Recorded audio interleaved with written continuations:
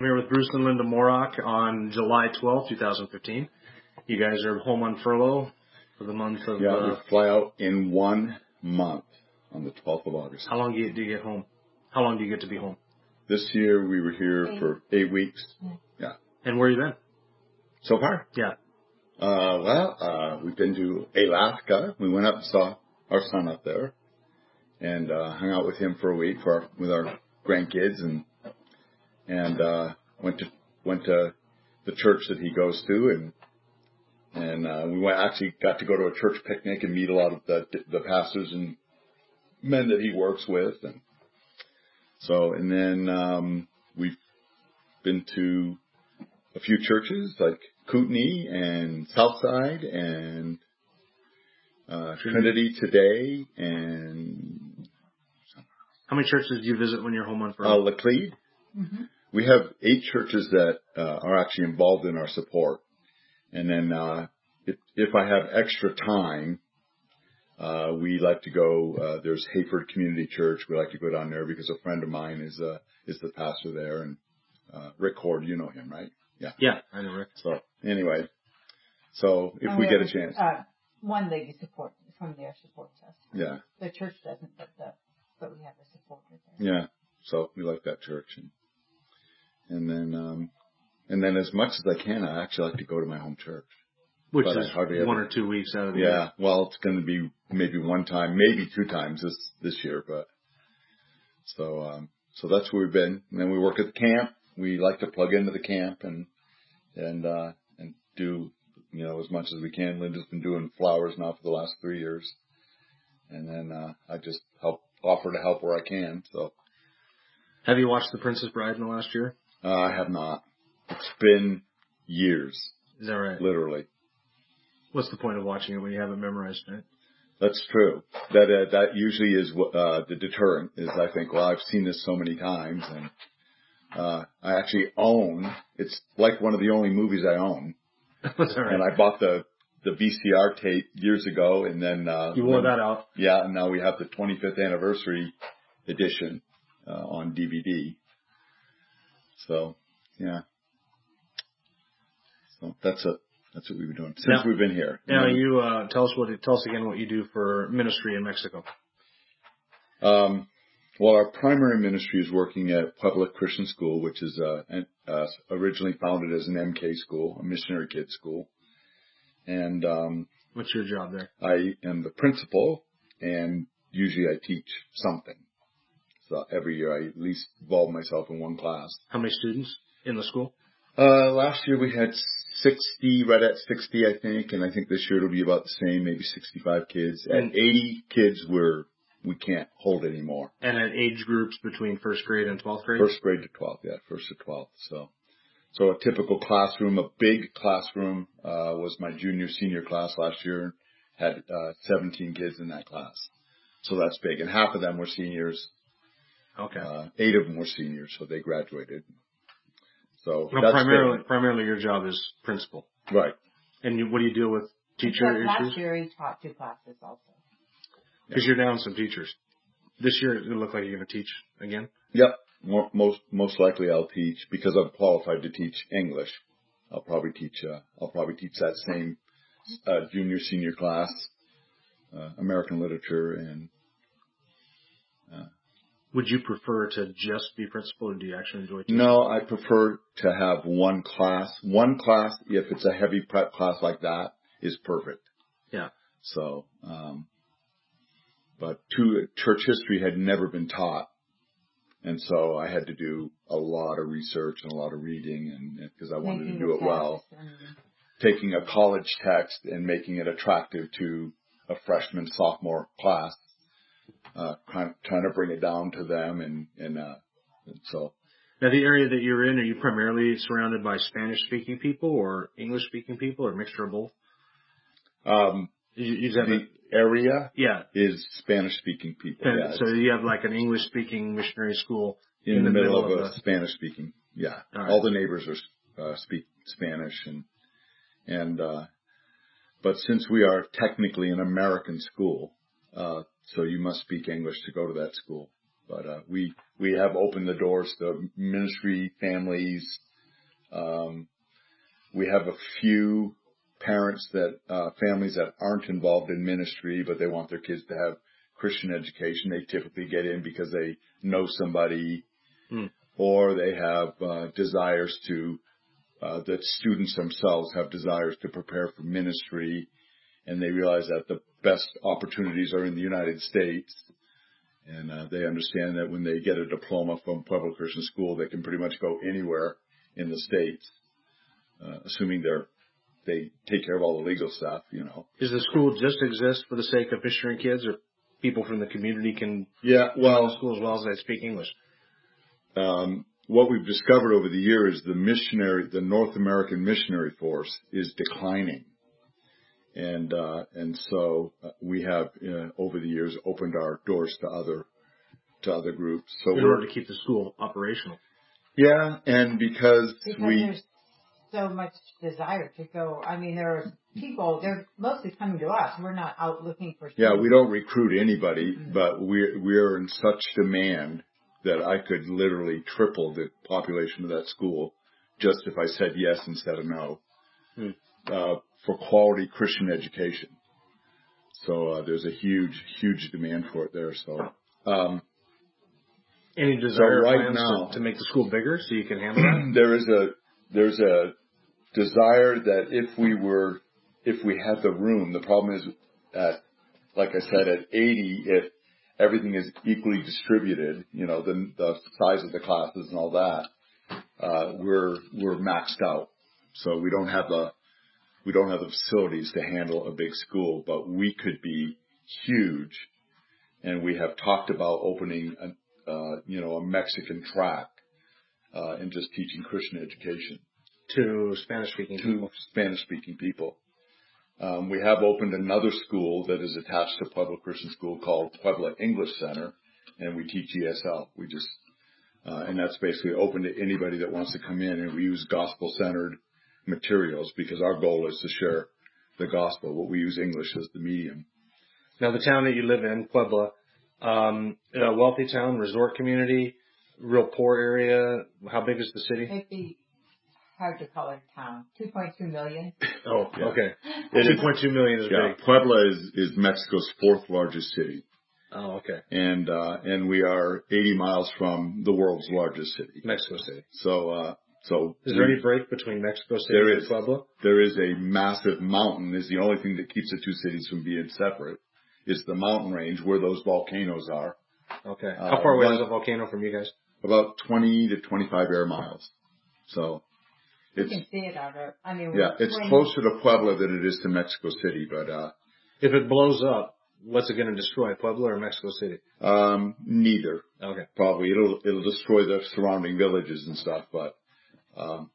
It takes about an hour to drive up there, right? Yeah, it's to the volcano. Yeah, I mean, I think if it could blow hot molten lava 25 miles, then the city would be in danger. But it's not likely. We're most likely going to get. I mean, we've had some pumice rock and stuff like that thrown on the city, but never anything hot. So.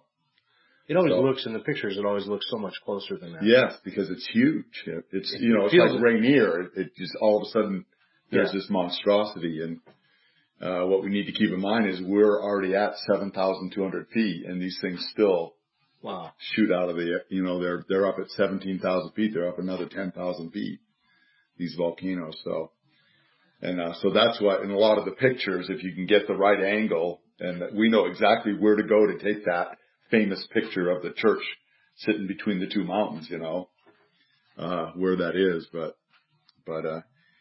anyway, so it's what I would like to describe as first world, third world, where the two come together. Okay.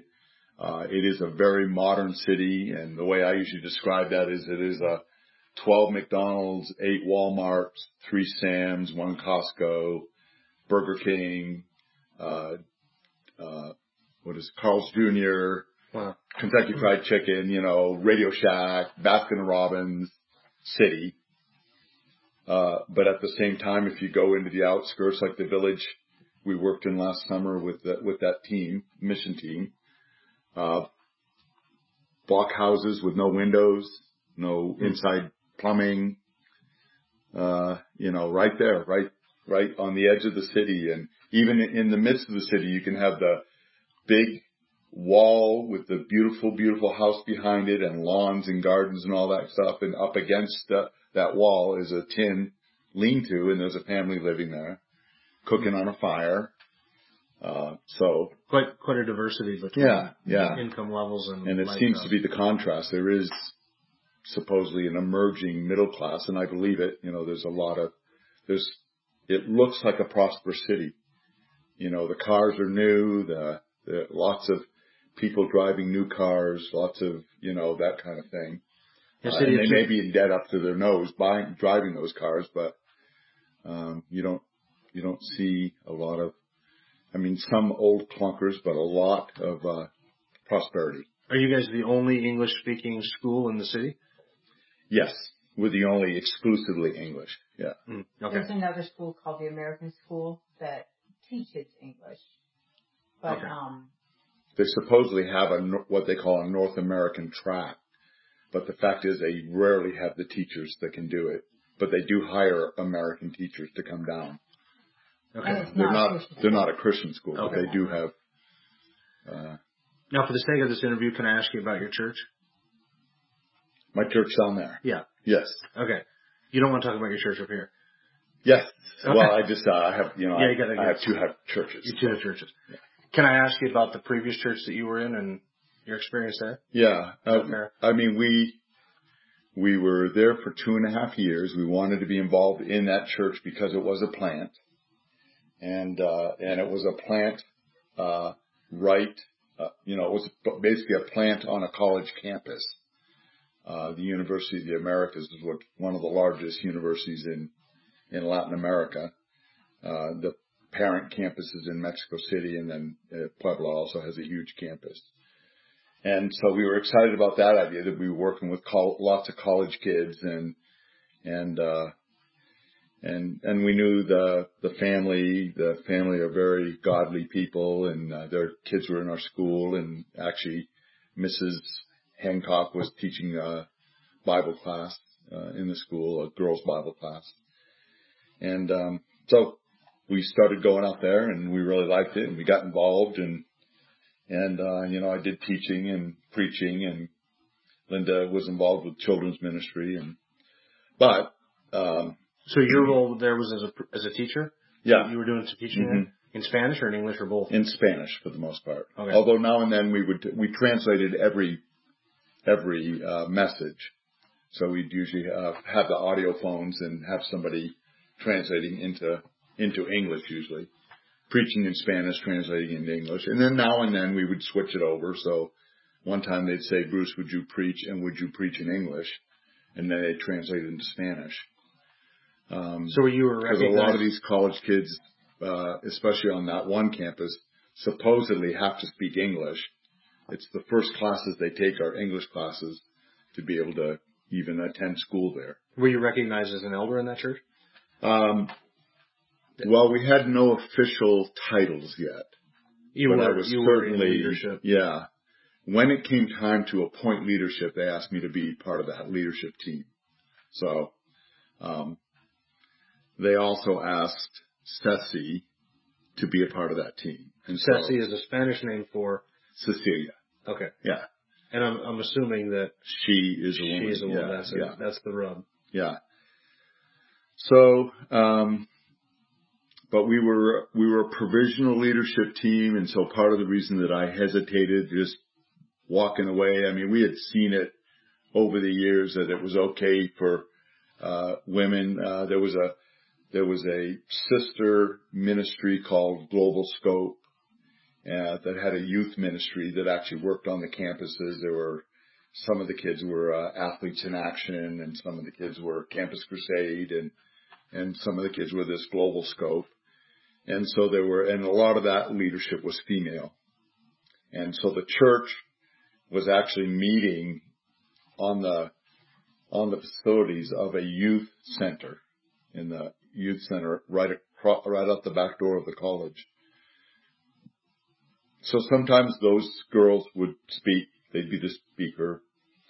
And so it was, we were like, well, this is a plant. Is it just a group of Christians meeting? And so maybe a woman could share, or so I was not wanting to just leave, but there were signs all along the way that something was amiss here. Because you're one of those patriarchal, biblical literalists stuck in the first century. Yeah. I am a complementarian. Oh, okay. Yeah. That's good because I like compliments. A biblical complementarian. I think that's what it's called. Believing that men and women have complementary roles in the church. So anyway, when it came down to it, and there was an official leadership team, and at some point, in the very close future, we were going to be called elders or pastors.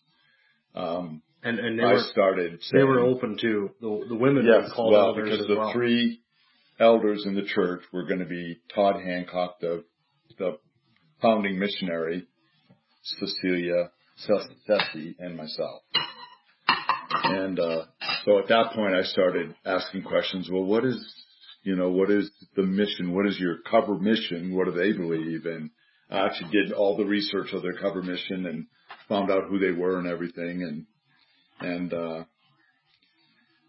anyway, to make a long story short, when it came right down to it, we had Todd and Ceci say, yes, we believe that it's okay for women to be elders and to be pastors, because we had actually stayed behind 1 year and delayed leaving Mexico, or not even leaving Mexico at all, so that Ceci wouldn't be the one left in charge, because we thought that's what Todd wanted. Yeah. That he was hesitant about leaving her in charge. So because she was a woman. Yeah.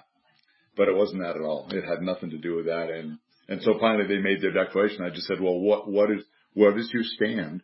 And we said, this is where we stand. And I said, well, we can't, we couldn't be a part of that. So, and I wrote a very, very gracious letter and was that hard to do all that? Go through it was hard because we loved the people and we loved the. How long had you spent there investing? We had been work? 2.5 years at that church. Yeah.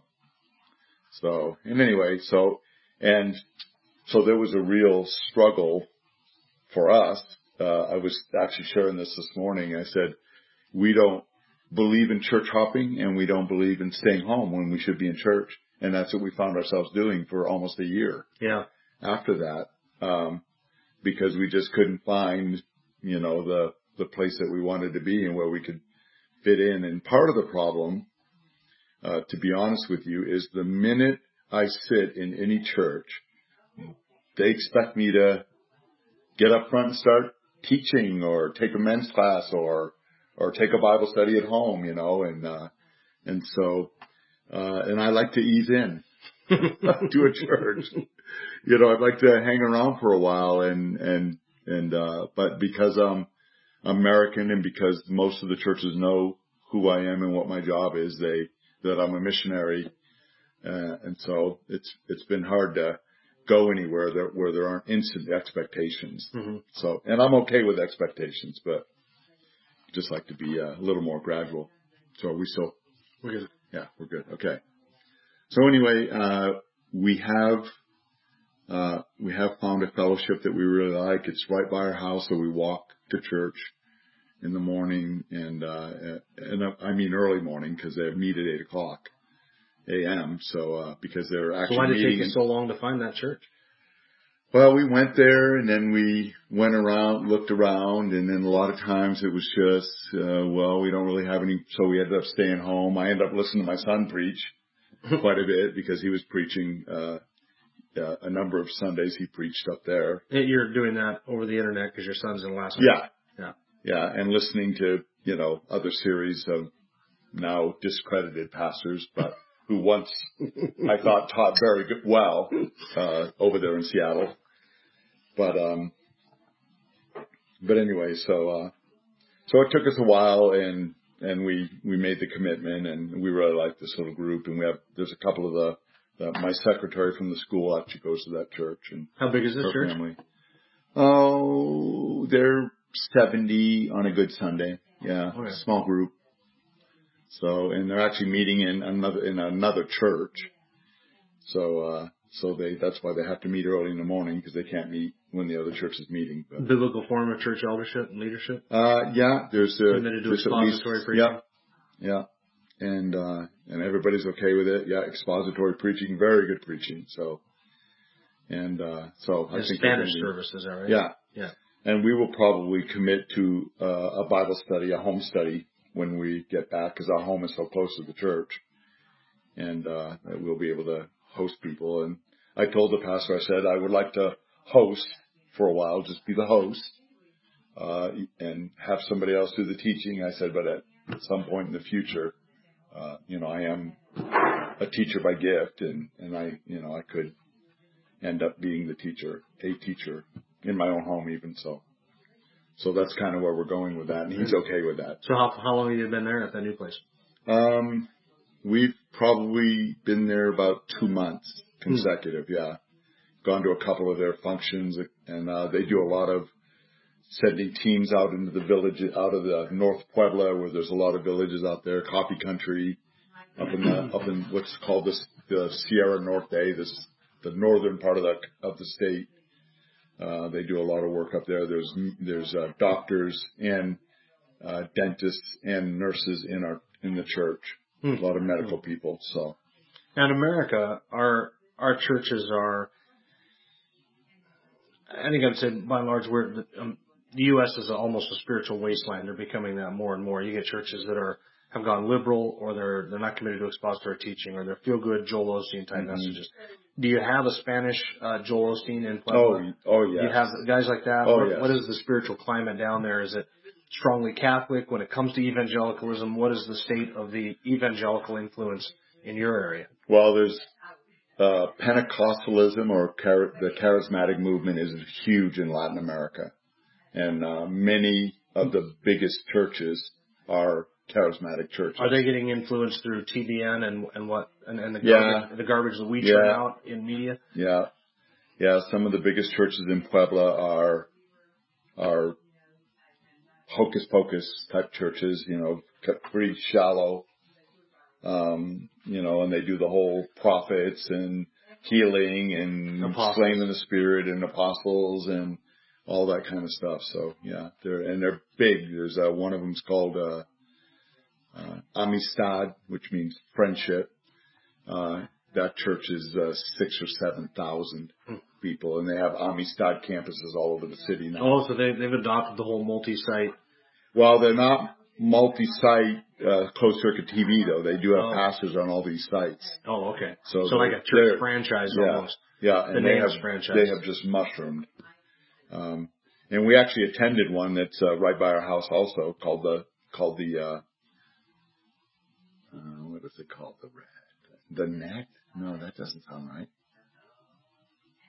It's called the Network, I guess it must be called, or something like that. It's called La Red in Spanish, which is translated usually net or network. But and the day we were there, the teaching was very good, but I know that's not always so. And it was charismatic, and it's worship service and lots of seeker sensitive hallelujahs. stuff. Yeah, probably. Yeah, with a Mexican flavor. Mm-hmm. Is it hard to find expository teaching in Mexico? Yeah, I mean the churches that we go to for the most part are called the Bible churches, and they were started by CAM International, and some of the Southern Baptist churches are very good in their expository preaching, and there are quite a few of those. The First Baptist Church downtown is really, really solid in their expository preaching, and that preacher is a leader in the evangelical community. But it's part of what was hard is that we don't have a car, so we can't just hop in the car and go somewhere. We had to find churches that were on a bus line. Oh yeah. And all that kind of stuff. So it was a logistical within walking distance of certain things. Yeah. So, and there are some of those churches out there. But again, we had one church where I was able to talk to the pastor and say, this is why we're relocating. What do you guys believe? Oh yeah, we believe in it. Now we have some women preaching, but they're under authority. Oh. And I was like, okay. So I said, in the public worship service? Yeah, they're preachers. Oh yeah. But they're under authority. Sure they are. Yeah. The pastor actually goes up and the husband goes up ahead of time. This one lady who's a gifted teacher, but again, the thing I had against Ceci was not her capability. She was very capable. Yeah. She could run a church, as far as a business or an organization goes. But, I said, my problem is with the scriptures, not with you, Ceci, Yeah. So. Well, more to the point, scriptures create the problem. Yeah. You don't have a problem with the scriptures. No, I have a problem with the situation. Yeah, with the situation and what the scripture don't seem to jive, Yeah. So, but we like this little church, and I think we'll be able to be fruitful there. And there's some young kids and stuff like that. Lynda loves to work with kids, and I know she'll be able to do that. So, and they're very receptive and friendly, and so invited us out to lunch already, and we actually invited a couple of families over to sup with us. So I think it'll be good. You live on a campus in Pueblo? No. School? Off campus? No, I live, just in a neighborhood. Oh. In the hood, in the barrio. In the barrio? Yeah, in the barrio, yeah. So. How far away from the school? A mile. So you walk every day? Yeah. Mm-hmm. Yeah, I walk a mile, 2 and a mile back. And so. Yeah. That's how you stay in such phenomenal shape. Oh, yeah. Yeah. Well, we walk every day. So Lynda's a walker, and of course you're walking at 7,000 feet. So, and there's lots of hills to climb. We live kind of at the foot of the largest hill in the city that can be seen from everywhere in the city, called La Paz, which is the oldest colonia or the oldest neighborhood in the city. Formerly rich, huge mansions and the powerful people all lived there, but all of that is last generation's money, the old money, we might call it, and all the new money is moved to other areas of the city. But anyway, so we walk up there. There's a big church at the top. There's like 175 stairs to get up to that. So just walking up and down that, you've gone up another 800 or 900 feet doing that. So, so that's how we keep in shape. So I keep in shape running after her. She's already in shape. So. Yeah. Now, this last Sunday, you did a missionary update for us, and you shared with us that you went through a time of depression, that God brought you through that. Can you share as much as you feel comfortable about what that is? You never strike me as the type of person ever prone to depression. Right. Yeah. And that's my biggest secret, because I actually deal with regular depression. Really? Right. Yeah. Cyclical, monthly, like I have my monthly thing, depression. Yeah. Since childhood, I've dealt with it.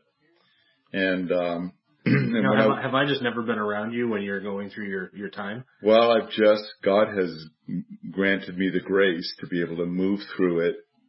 People that work with me, like if you ask Lynda Nelson about it, she knows. I just had to tell her, I said, there's a time of the month, and I don't even actually know when it is. I can't tell you, say that it comes on the 25th and leaves on the 1st. But, it's just, the way I describe it is just kind of slogging through the mud.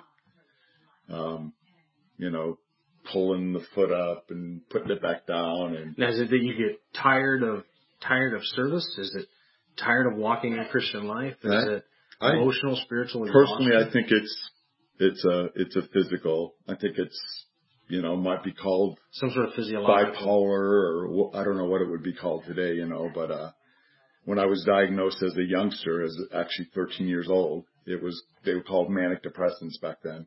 Super highs and super lows, which is the story of my life. Mm-hmm. But, anyway, I've lived with it. I've never, had to take any medicine or anything like that. And, I recognize when I'm in it, and I move through it, and then I'm out of it again. And it seems, I would say because it's cyclical, that it's physical.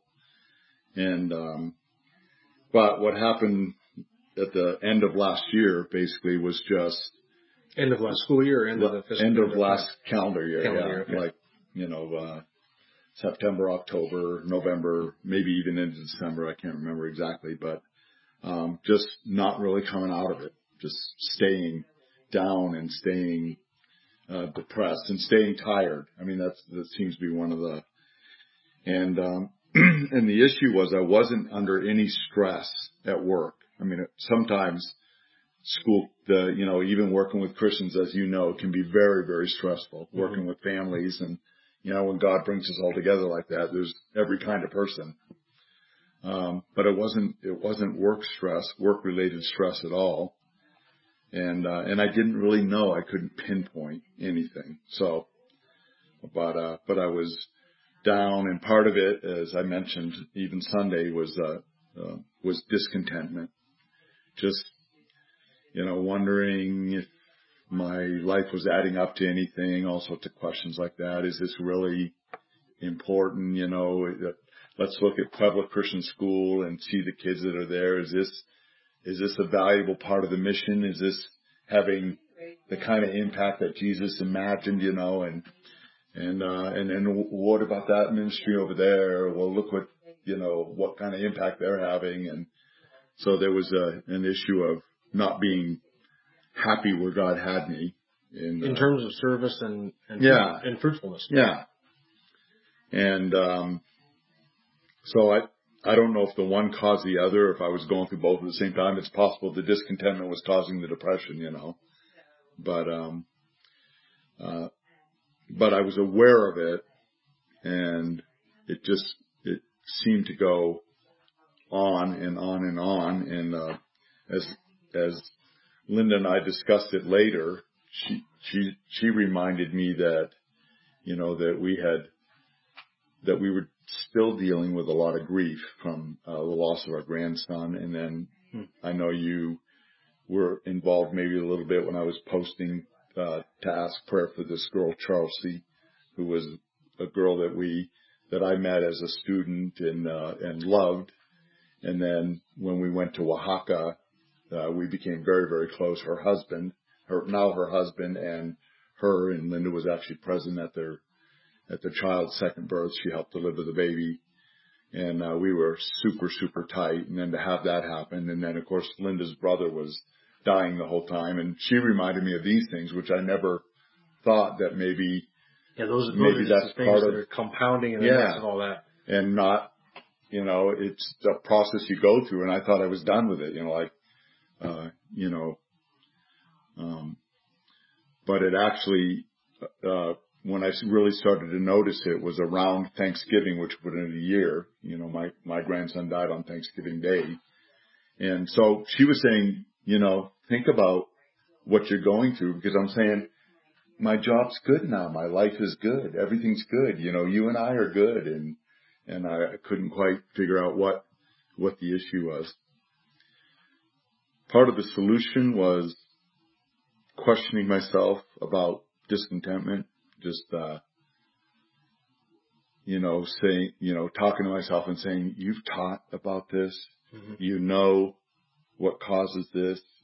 What is it that you always say, about discontentment or about contentment, that it's learned, and that if you're discontent, it's because your eyes are in the wrong place. And that is exactly what the problem was, is that my eyes were everywhere, but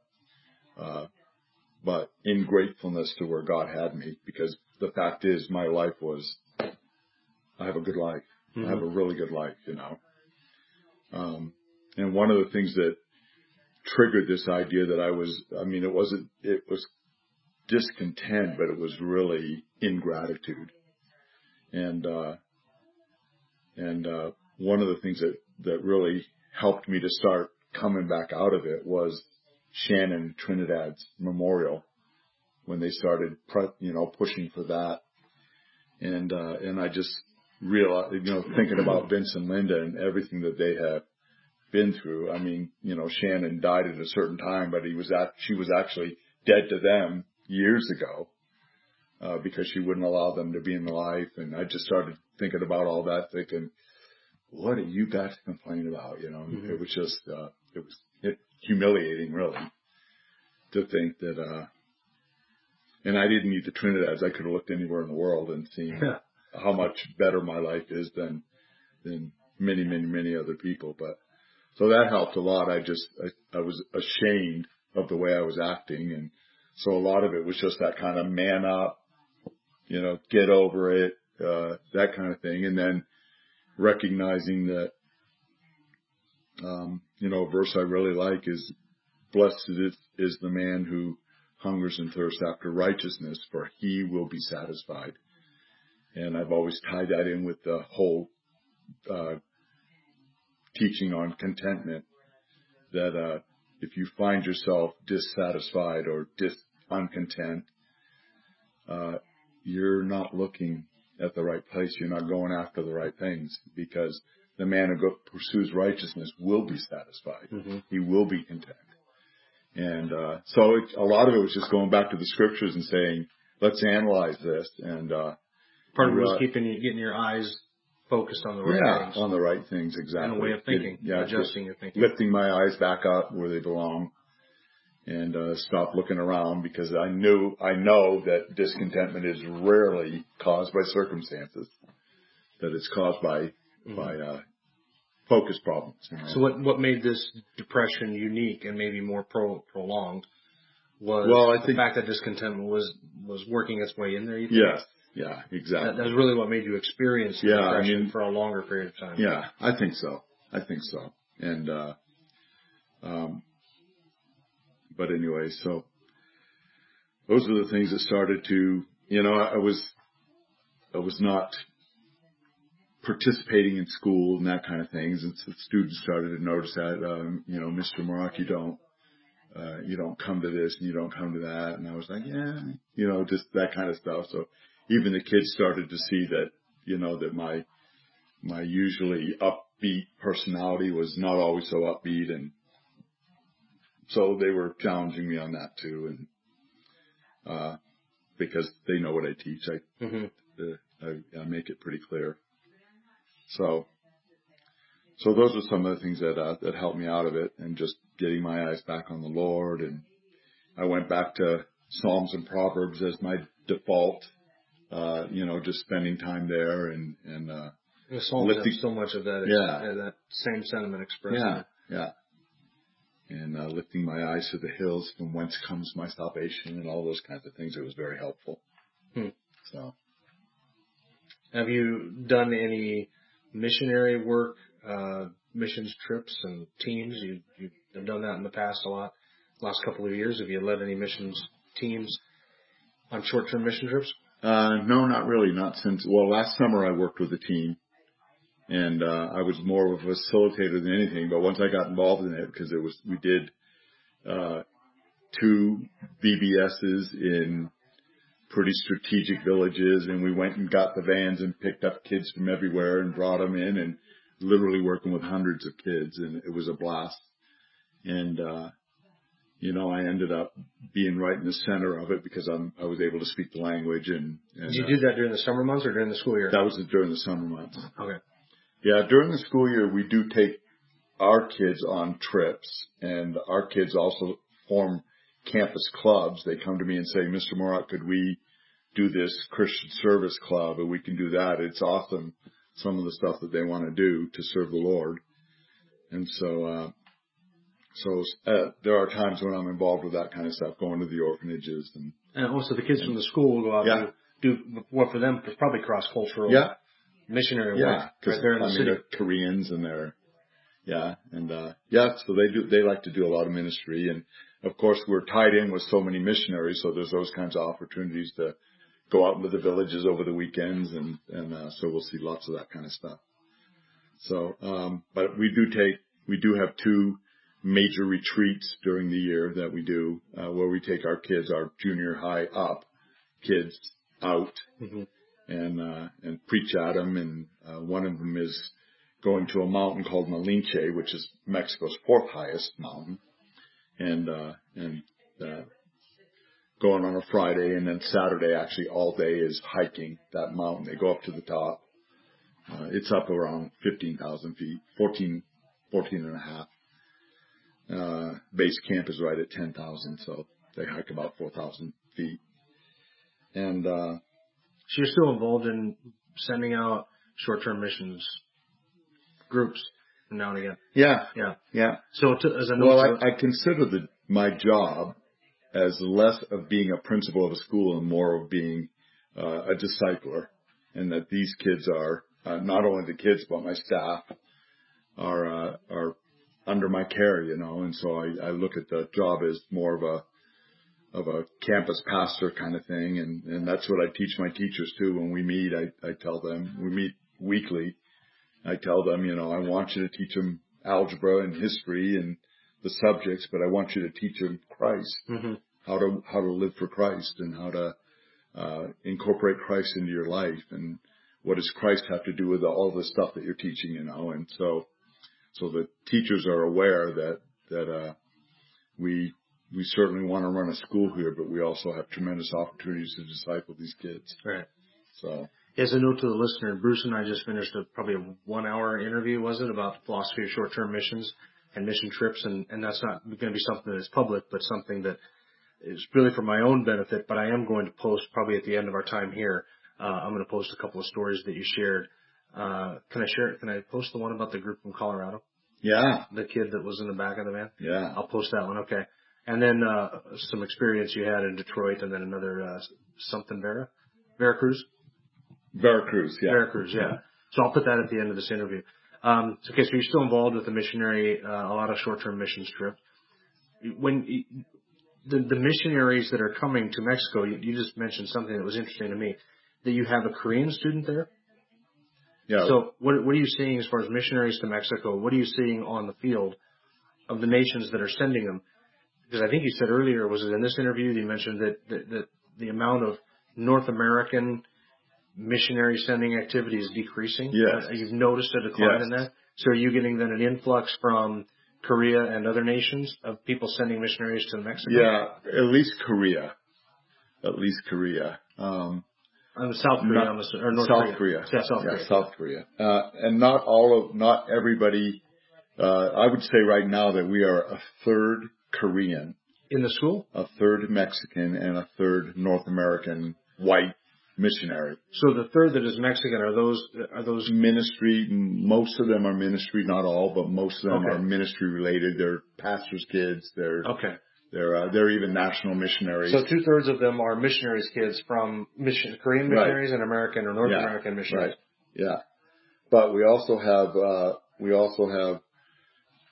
some of the Korean families are in manufacturing. Now those are Koreans who have come over there to do manufacturing? Yeah. Yeah, they're involved in businesses for the making profit. So we do have some non-missionary. Yeah, we have non-missionary business Koreans that the Korean churches send us. So they're Christians. So what is Korea's interest in sending missionaries to Mexico?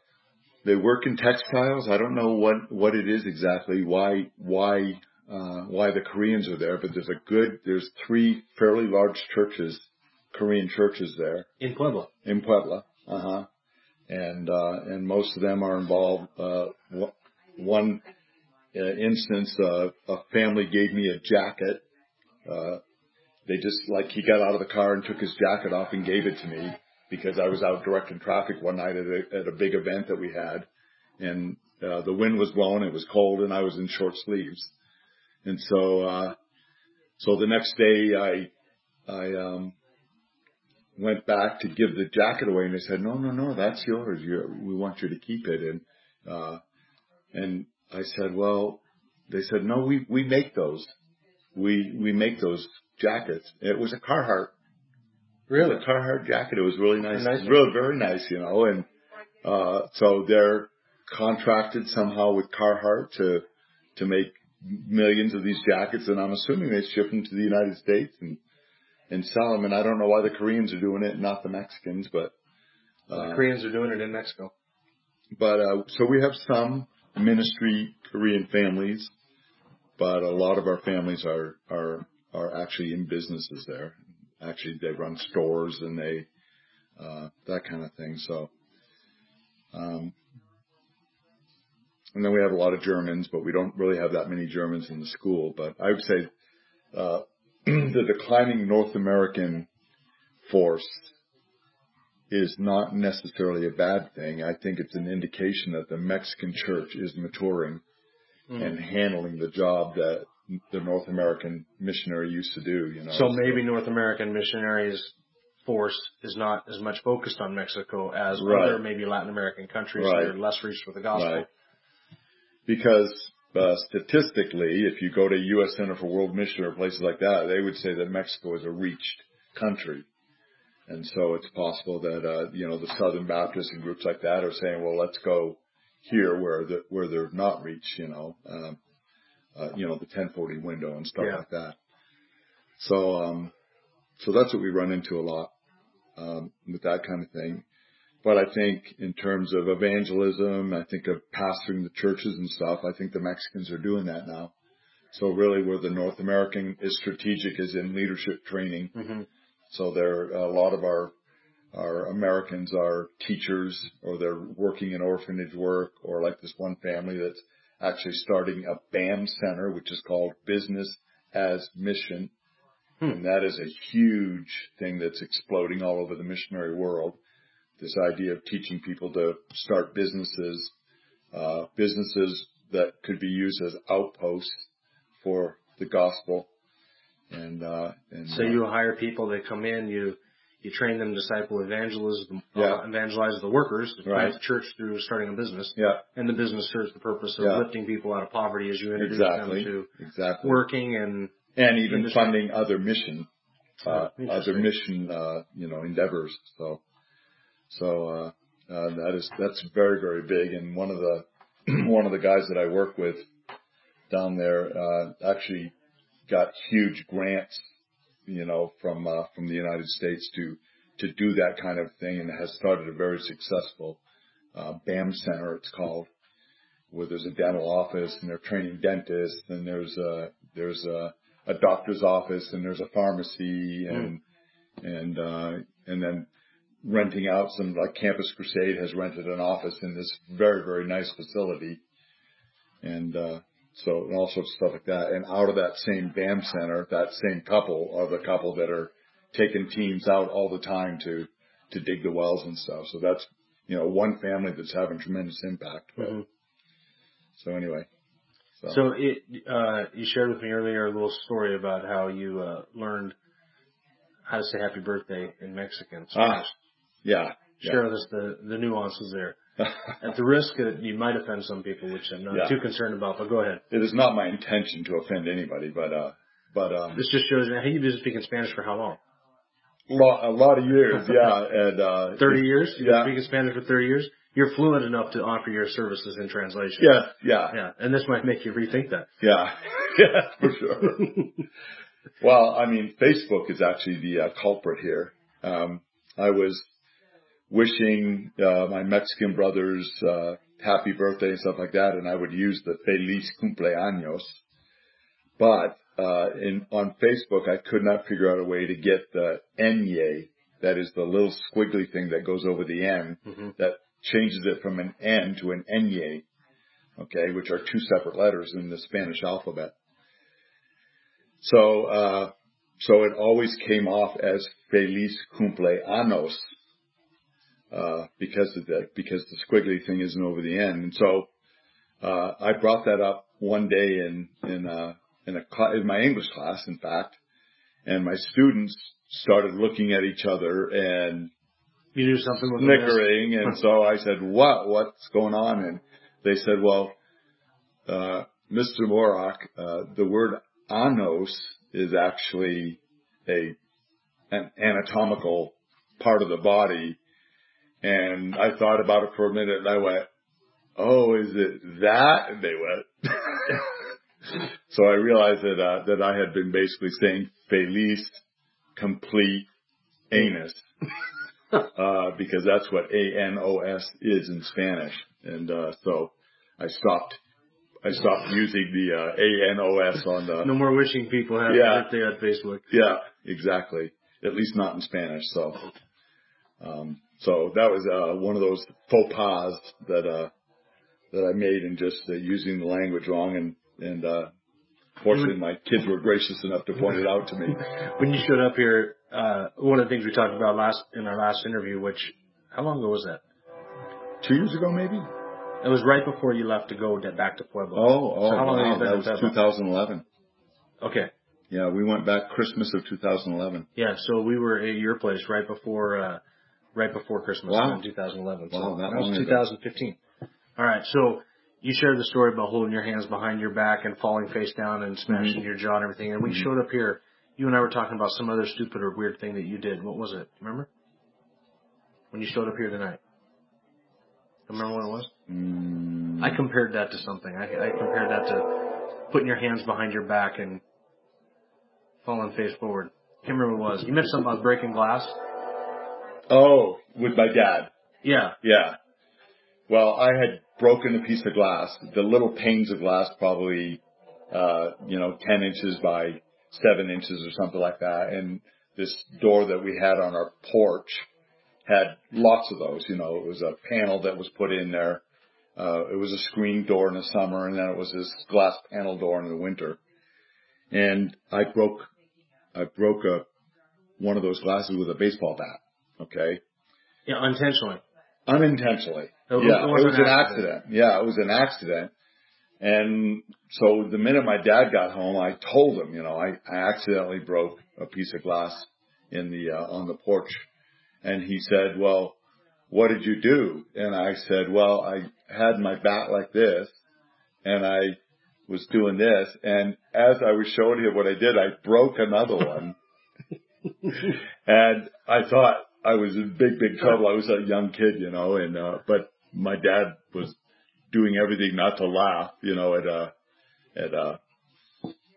at my discomfort, at having broken another piece of glass, showing him how I broke the first one. So what's the future for Bruce and Lynda Morock? You don't look like you're ready to retire. You're still a pretty young guy. Yeah. I mean, the door is wide open. I don't know. We're going to do for sure one more year. And then we've talked about, Pueblo Christian School would celebrate its 50th anniversary in January of 2017. So that's, a little more than a year from now. So we've talked that, and people have suggested to us, when we've talked about one more year, people have said it would sure be good if you were the principal when the school celebrates its 50th anniversary. And so that would be another year. And we're open to that, but for sure, this next year would complete our initial commitment of 4 years, a term basically. Yeah, and you would stay all the way past Christmas to the end of the school. Right. Yeah. Yeah. We came in the middle of a year, but, we would go back to the next summer to next spring. So we're committed to that. And, I have talked to the Lord a lot about the possibility of pastoring, that I think something that I never thought I was always interested, but more interested in the pastors who were pastoring because they've been my heroes over the years, the ones that go someplace and stay put. Mm-hmm. And, the more I think about it, the more I would love that opportunity. So I presented that to the Lord. And so are you thinking about pastoring a church in America, or are you thinking about pastoring a church in Mexico? Yeah, it would probably be in America. Yeah. Technically, I have, to this day, 20 some odd years later, and still, don't feel good about my Spanish capabilities, in terms of communicating.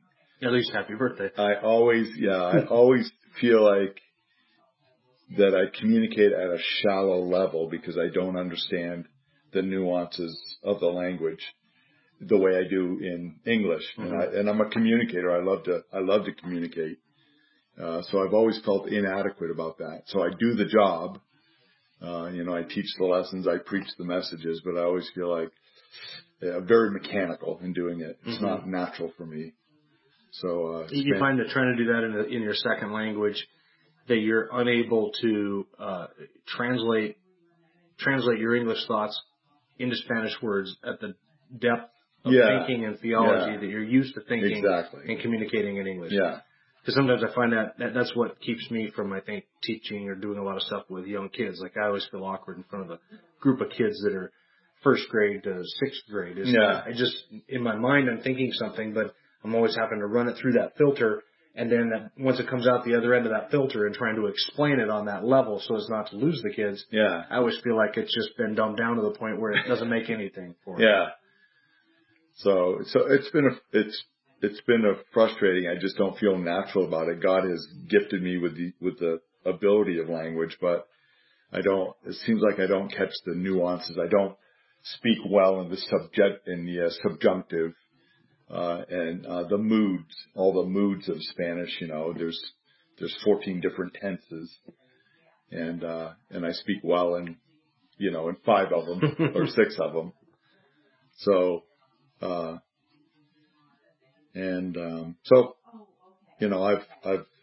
entertained that idea. It's what I originally trained to do, was to pastor.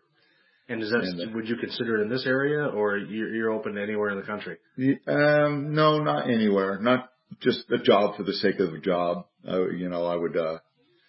would consider this area. We love this area, especially rural, small. I don't want to go to a big mega church and try to be in there, but I could see myself pastoring a small church, for the rest of my productive life.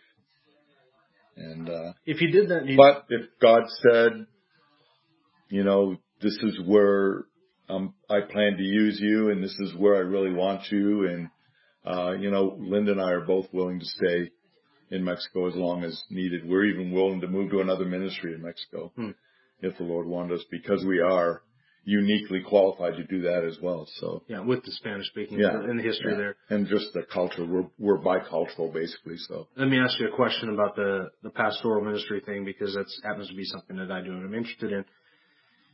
How do you feel? Let me present to you a scenario. You tell me how this would strike you. You go into a church, you have an opportunity to step into a church where there has been a lot of division in the past, a lot of unhealthy teaching, a lot of unhealthy leadership, and a lot of hurts and baggage and scars there. But everybody is there, and it's the elephant in the room is the fact this is an unhealthy church. Do you relish or look forward to that idea?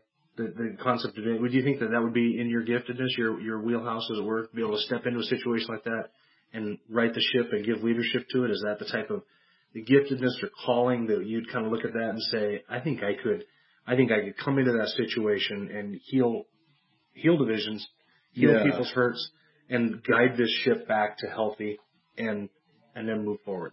Yeah.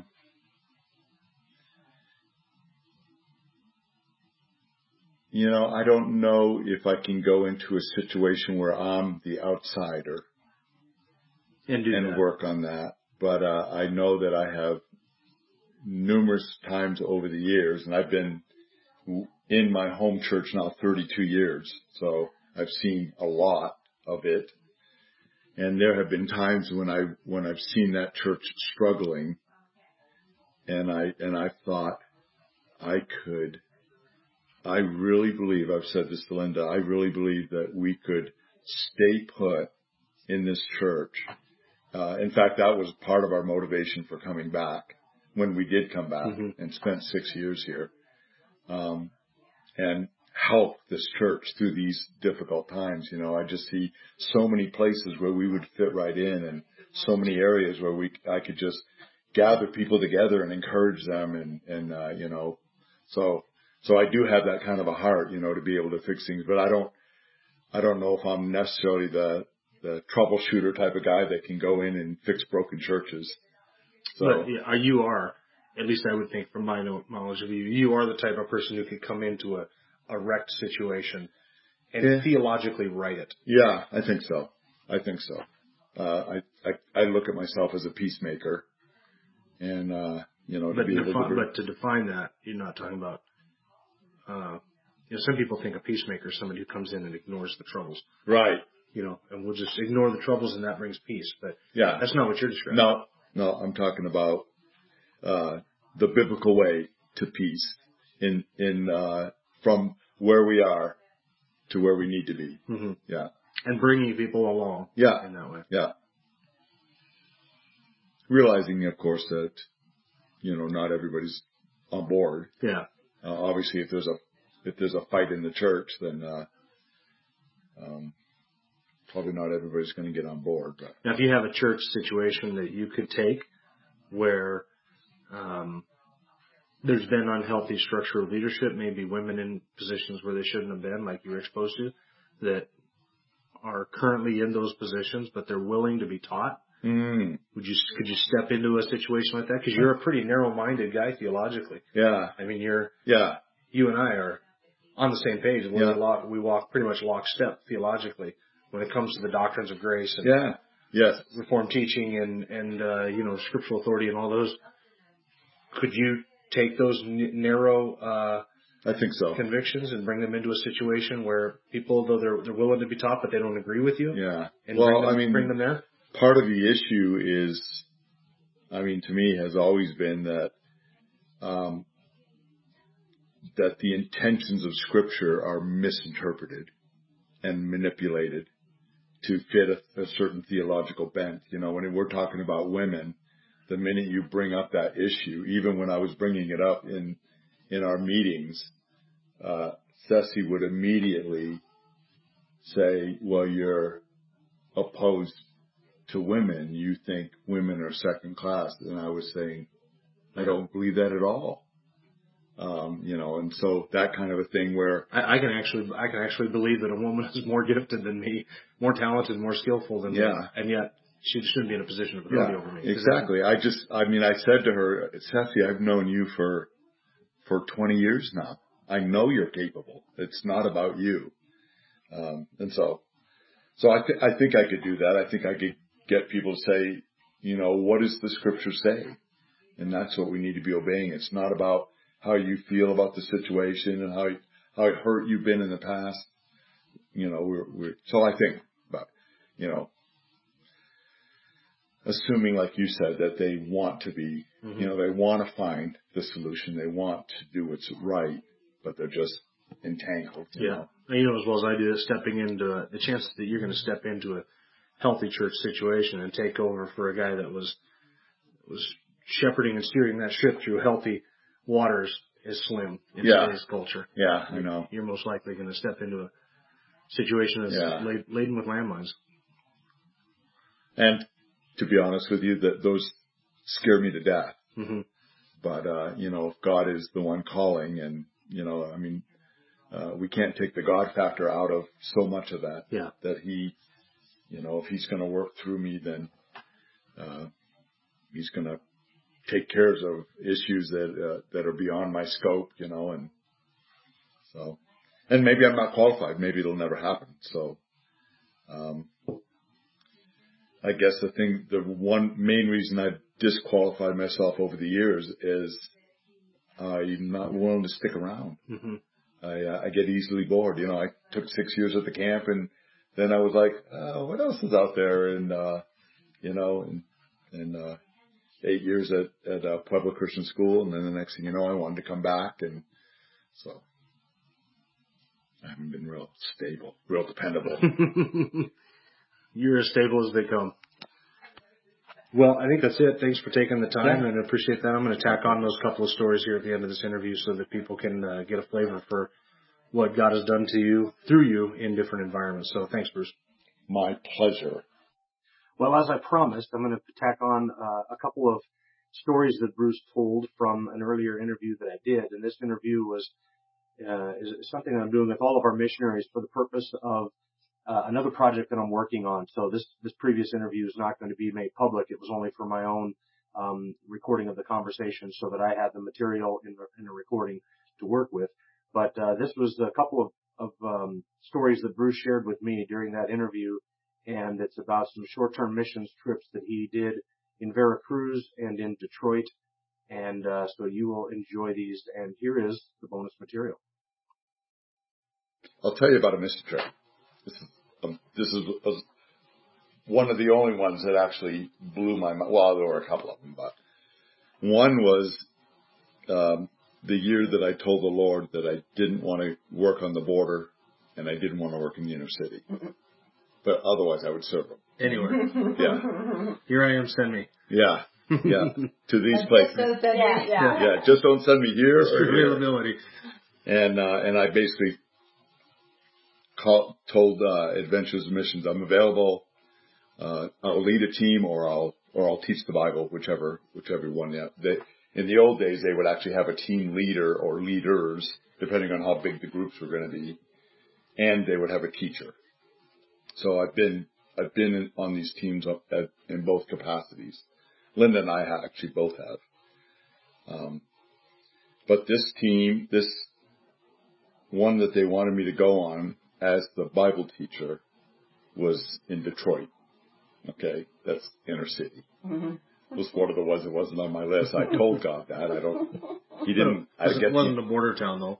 No. Well, the second one was Nuevo Laredo. Yeah, I ended up doing another trip to Nuevo Laredo, so back before the cartel wars. But in this, there were 2 churches, and there were probably about 17 to 20 youth and 3 or 4 adults. And we stayed in a convent, in a Catholic retreat center, right in the heart of Detroit, right in what's called the Cass Corridor, which is the worst part of Detroit. And this must have been a while ago, because now all of Detroit is Detroit's like that. Yeah, yeah. This was a while ago. Mm-hmm. And anyway, and we were going to be working in this park called the Cass Park, which is the center of this corridor, and all around it is just projects, Jefferson projects and these projects and that projects. And I had my plan, what I was going to teach, all laid out for the whole week. And the first night I preached from Isaiah 6, and we talked about sin and that whole picture. Well, what I was getting at in Isaiah 6 is God is looking for men and women, and you don't negotiate the job. And of course, Isaiah 6, here I am, I'll go. And then he finds out what the job is, and had he, I think, known ahead of time that he was going to go to a people that hated him and wouldn't listen to him, and to the point where he says, well, how long? How long is this short term, I hope? And God goes on and says, well, no, actually. But we never got past that message the whole week. And it was the most amazing thing I ever did, because God was ready to deal with these kids. And there was weeping, kind of meeting that I would like, I try to stay away from this kind of emotional stuff, And then, so that was the first night. These kids that I thought were kind of spoiled little brats just started getting really, really serious about their sin. And the next day we were out on the Cass Corridor, and everybody there, all the cars going around were all muscle cars, prostitutes in the park, big mobile blood thing came by so that people could get AIDS testing and all that kind of stuff. That was the atmosphere. And some of these kids are like junior high kids. They're out on the streets. And now I'm not the leader of the group, but I am a leader, obviously because of my age and everything. Walking up to these muscle cars and sharing with these guys. And I actually saw this with my own eyes. The guys got out of the car, and I was like, oh, thinking that they were going to beat these kids up. And they went over and they all sat down on the grass. And by the end of it, these guys in this car were praying. It was like God just telling me to get out of the way because he had plans for that weekend. So, and nobody planned that. So that's the kind of thing where you can make all the plans, and then if God decides that he's going to use even your inept, immature group, that same summer in Nuevo Laredo, we sent out teams to go door to door. And I was there actually as a translator. I was a leader and a translator for this group. And I wasn't in the group that this happened to, but that one group was walking up this way and they went to this lady's door and knocked on the door. And she was getting ready to kill herself. And she stopped, put the gun down, and went and answered the door. And they shared the gospel with her. And she said, she realized that God had saved her life, you know. And she prayed and received the gospel right there at the front door. And then that night we had a big rally out in this center area. This was also housing projects. And literally hundreds and hundreds of people came out just to see what was going on. We were making a lot of noise and we had lights. We had, we had done it real well, you know. And this lady came up on the stage and gave her testimony. And she shared, she said, today at 2:00 I was killing myself. I was in the living room killing myself and somebody knocked on the door. It was, I just think, you know, if we had been 10 minutes late or not gone, you know, just things like that. So one time in Veracruz, I was with a team and I was trying to get them to share the gospel. I kept telling them, I'm only your translator, because I had a tendency, they would have a tendency to be quiet and let me do the talking. And so we shared, this lady invited us into her house, and her and her son were there, and we shared the gospel with them. And the kids did it for a long time, and then they finally were silent, didn't really have any more to say, so I took over and got serious. And finally I said, would you, you know, you sound like you agree with me. Would you like to make a commitment, you know, kind of would you like to pray the prayer kind of thing? And she said, no, I don't. And I was like, okay, well, because I thought we were on the same page and we were going in the same direction.